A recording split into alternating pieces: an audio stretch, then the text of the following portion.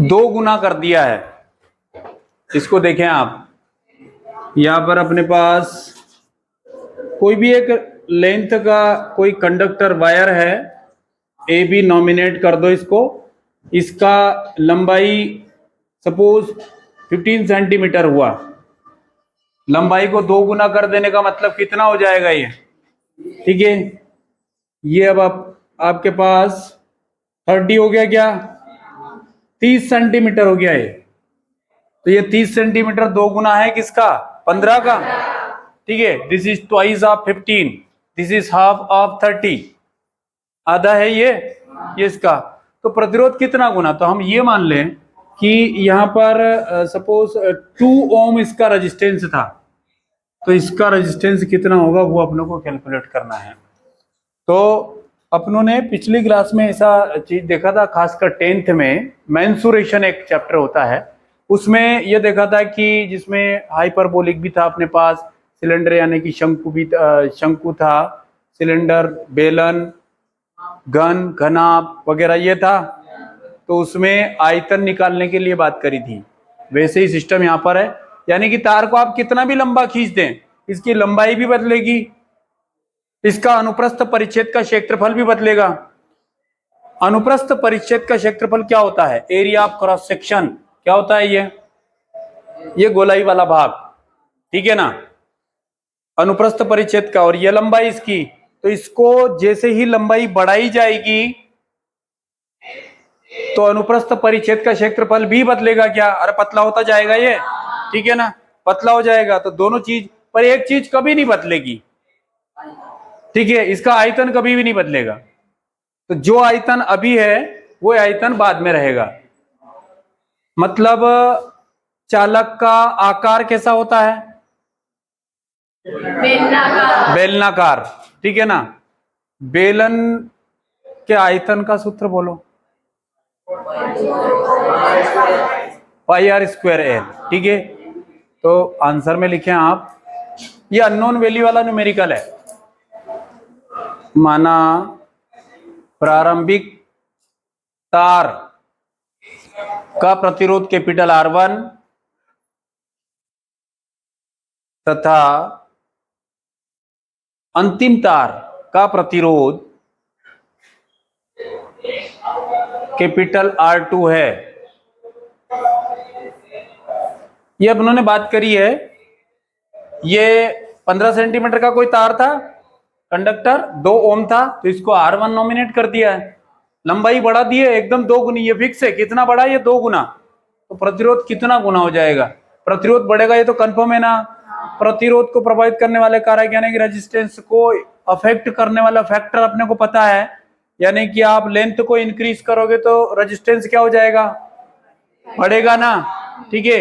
Area of cross section अगर बढ़ाओगे तो प्रतिरोध कम हो जाएगा, करेक्ट है ये। दूसरा आपके पास टेम्परेचर बढ़ाओगे तो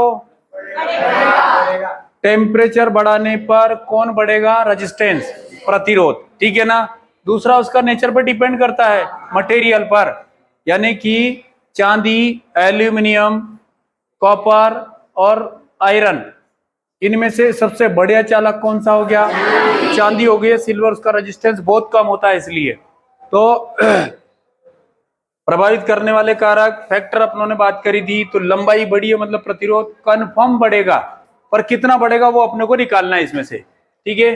तो अभी आपने बात करी कि एक चीज नहीं बदलती है यहां पर, तो प्रारंभिक तार का आयतन बराबर क्या हो जाएगा, अंतिम तार का आयतन।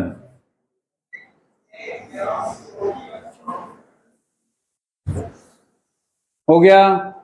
तार का आकार कैसा होता, बेलन के आकार का। बेलन का सूत्र बोलो संदीप, बेलन के आयतन का, संदीप बोलो, फिर से बोलो, पाई आर स्क्वायर एल। यहां पर भी पाई आर स्क्वायर एल, बहुत सिंपल है, पाई कैंसिल हो जाता है क्या, ये पेन कैंसिल किया आपने। अब देखें प्रारंभिक की बात है तो 1 और 1, तो ये 2 और 2 हो जाएगा, यहां पर L1 यहीं रहने दो, L2 को अपॉन में लेकर आओ, फिर यहां पर R2 के बटे में कौन, R1, और ये पावर ट्वाइस सभी की होल लगा दी है। कोई इक्वेशन नंबर अपने बात करी है। हमें निकालना क्या है, कितना गुना बढ़ेगा, 2 गुना, 4 गुना, 5 गुना, 10 गुना, ये निकालना है। मान लीजिए इसका 2 ओम है, तो अगर 2 गुना हो गया तो 4 ओम हो जाएगा, 4 गुना हुआ तो 4 दूनी 8, ठीक है, 8 गुना हो जाएगा यहां पर। दूसरा देखिए, अब आप विशिष्ट प्रतिरोध का फार्मूला पता है कि आपने को क्या है, रो इज इक्वल टू क्या मिलेगा, आर ए बाई एल। अब इधर देखिए आप, हमारे पास ये कौन क्या है, वैल्यू पता होना चाहिए। आर मतलब प्रतिरोध, ए मतलब एरिया ऑफ क्रॉस सेक्शन, अनुप्रस्थ परिच्छेद, एल मतलब क्या हो गया आपके पास, चालक तार की लंबाई, बाकी ये जानते हैं। तो किसी भी चालक तार का प्रतिरोध, विशिष्ट प्रतिरोध काय पे डिपेंड करता है, सिर्फ पदार्थ पर, ना कि लंबाई पर और ना ही क्षेत्रफल बढ़ेगा या घटेगा, लंबाई में भी कोई परिवर्तन होगा तो विशिष्ट प्रतिरोध, स्पेसिफिक रेजिस्टेंस पर कोई इफेक्ट नहीं पड़ेगा उसका। यहीं से एक वैल्यू चाहिए मुझे, क्या लिखेंगे, कैपिटल आर का वैल्यू चाहिए, तो रो एल करेक्ट है क्या, अपॉन में ए, ये यूज करने वाला हूं यहां पर मैं। हमारे पास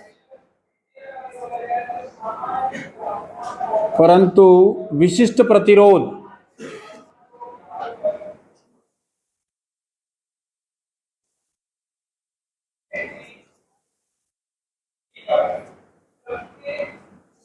R is equal to rho L के बटे में ए, 2 टाइम लिख रहा हूं क्योंकि 2 टाइप के आपके पास कौन है, ये 1, ये 2, L1 L2, 1 है 2 है, करेक्ट है। ये कोई इक्वेशन नंबर फर्स्ट नॉमिनेट कर दो, ये सेकंड हो जाएगी और ये थर्ड हो जाएगी अपने पास। अब आपको सेकंड वाला निकालना है ना, डिवाइड कर दो इसको,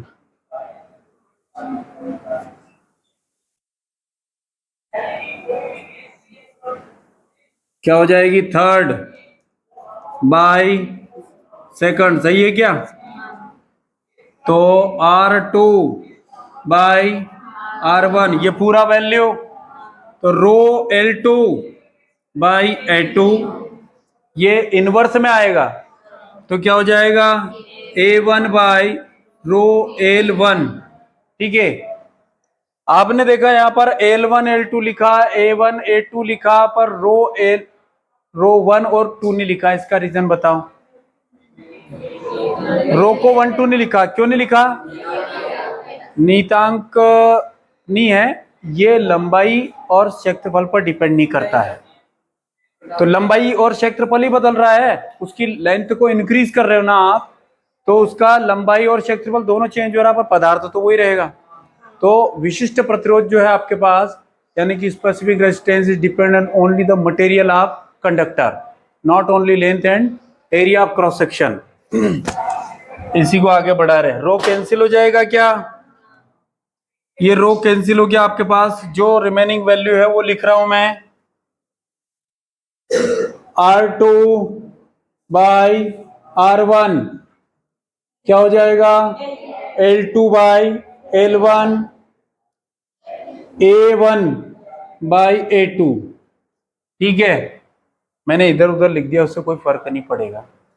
यहां पर देखें, ए मतलब एरिया ऑफ क्रॉस सेक्शन, अनुप्रस्थ परिच्छेद, ए क्या होता है, पाई आर वर्ग होता है क्या, ऐसा कैसे मालूम पड़ा, ये चालक तार है आपके पास, कंडक्टर है, इसमें ये वाला होता है कैपिटल है, जो कि वृत्तीय ये दिख रहा है, तो वृत्त का क्षेत्रफल। अब ये वाला आप ऊपर अप्लाई करेंगे, क्या करने वाले हो, R twice by R1 L twice L2, और इसकी जगह लिखेंगे अपन पाई, कोई बोला, बोलो शर्मा जी,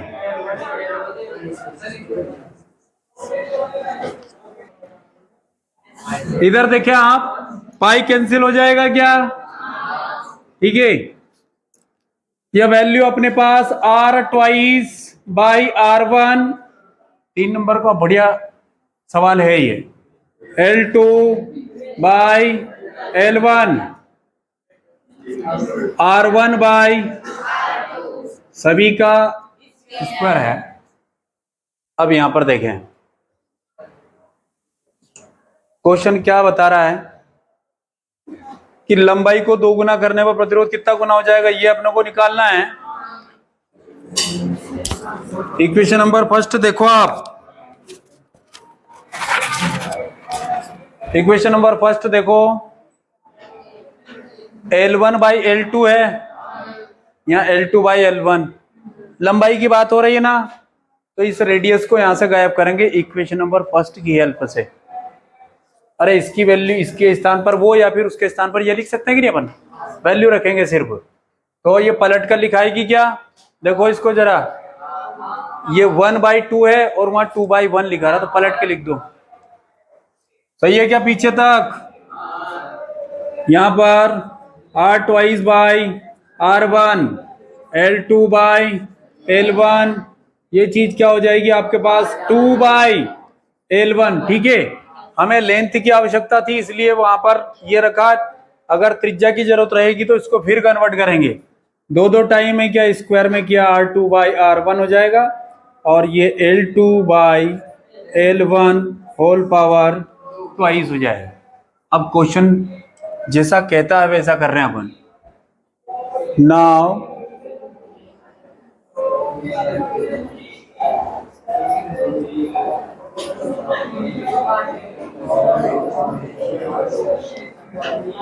ठीक है, क्या बोला गया है कि second length will be twice of first length,